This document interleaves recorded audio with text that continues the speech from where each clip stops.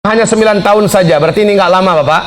Fase kelima, ini adalah fase keemasan. Dunia bagaikan dalam surga. Tidak ada perang satupun di muka bumi. Bahkan binatang-binatang buas di hutan Allah jinakkan sejinak-jinaknya seluruhnya. Hewan-hewan berbisa Allah angkat bisanya pada fase kelima ini. Jumlah laki-laki dan wanita pada fase kelima 1 berbanding 50. 1 laki-laki 50 wanita. Semangat Pak.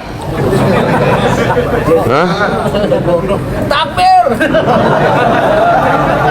Ini yang punya semangat poligami pada fase kelima bisa menyalurkan keinginannya.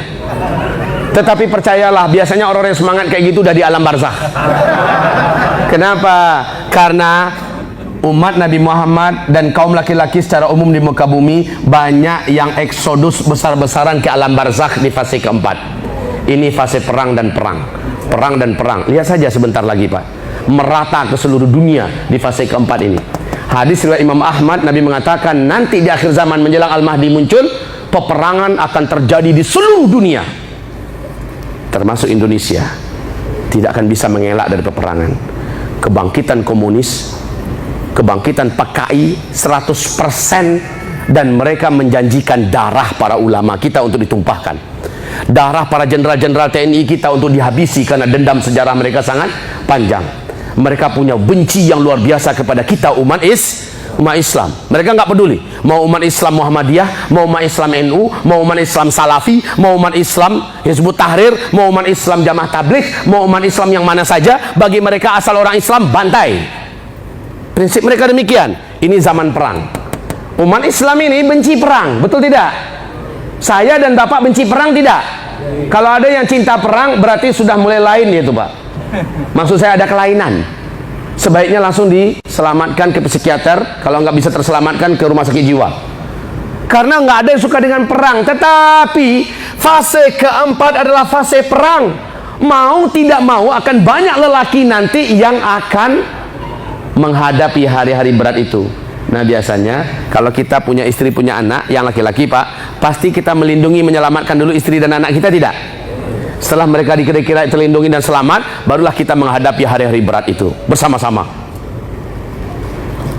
Makanya pada fase kelima 1 berbanding 50. Baiklah, tanda-tanda Al-Mahdi akan muncul itu sudah hampir nyata sekarang.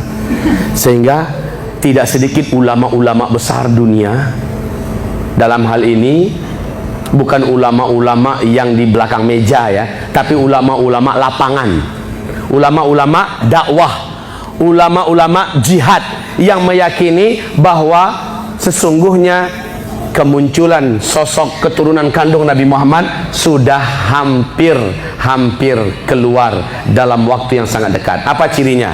1, apabila Arab sudah mulai dituruni salju. Kata Rasulullah, sejak 2009, 2010, 2011 sampai sekarang salju terus masif turun di Arab. Betul tidak? Salju di Arab sudah kaum muslimin. Nabi mengatakan ketika nanti Al-Mahdi muncul, kalian wajib berbaiat kepadanya walaupun merangkak di atas salju. Kalimat merangkak di atas salju karena kita sudah tidak punya lagi mobil, kita sudah tidak ada lagi helikopter, pesawat yang akan mengantarkan kita ke sana. Mungkin Bapak Ibu akan bertanya, Ustadz kalau begitu yang laki-laki ini bagaimana caranya pergi ke sana? Kan teknologi udah nggak ada. Dalam hal ini kita layak rasanya belajar kepada sahabat-sahabat kita di Jamaah Tabligh yang sudah mulai latihan berdakwah berjalan kaki.